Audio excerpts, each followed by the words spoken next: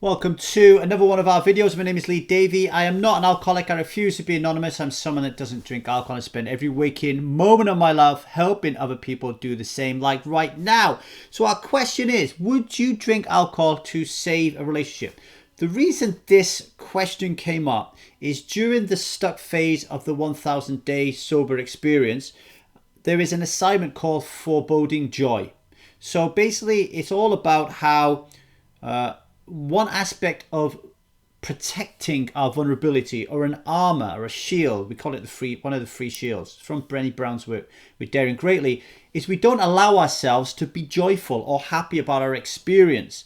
And that allows us to not be vulnerable, because let's say with alcohol, we say, for example, oh, I'm really, really happy because I don't drink anymore. I'm amazing. Life is great, etc., etc. And then you drink, then you feel like a dick, right? You feel like you've let everybody down. You feel your status drops. It's not a nice feeling. So what we tend to do is we forebode that joy. We don't allow ourselves to be happy. So that's why we have an assignment on it. And what Mike was saying was, one of the areas where he thinks he forebodes joy is he can't celebrate 100% the joy of being alcohol free because he's worried about how that will affect his relationships. What is going to happen to my relationships if I become someone who doesn't drink alcohol, if I become a striver? And that thought, that worry, that concern, it doesn't allow him to go full on joyful mode about his decision to be someone who doesn't drink alcohol. So I asked strivers, I said, hey, what do you think about this question? Would you ever drink alcohol to save your marriage or to save a relationship, a friendship? Right?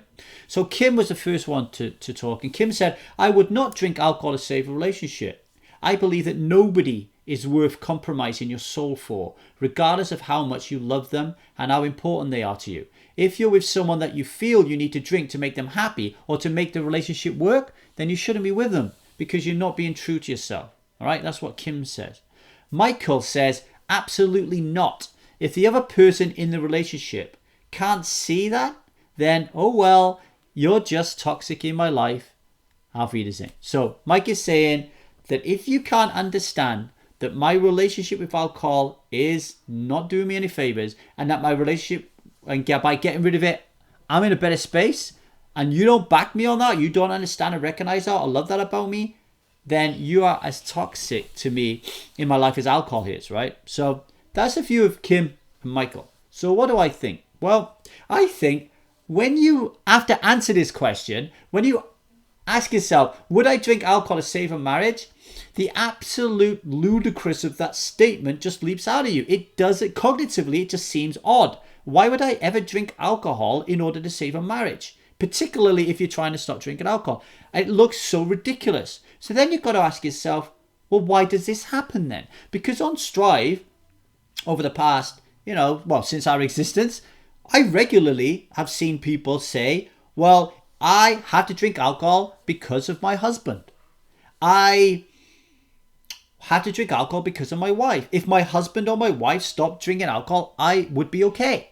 Why someone will have a trigger? It's like, why did you get triggered? Because my friends were drinking alcohol and I felt like I was the odd one out. Because my husband was drinking alcohol and I felt like I couldn't connect with him romantically. So I get this a lot. It's like a massive, massive trigger for people.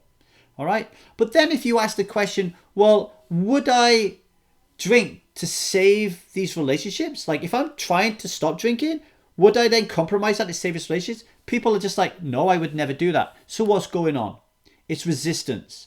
You're basically in denial and you're using justifications, i.e., my relationships will go awry, as an excuse for you to continue drinking alcohol. You're not drinking alcohol because you're afraid of your relationships bombing. You're drinking alcohol because you love drinking alcohol. You love it. You think it provides you with value. It's incredible. You love it. It's amazing. And you want to keep drinking it. And I'm in your face saying, stop drinking it. So it's convenient to say, well, I'm really, really worried about how my relationships work out. Because guess what? Those relationships that don't work out after you stop drinking alcohol, they weren't good, solid relationships, and nobody wants those relationships.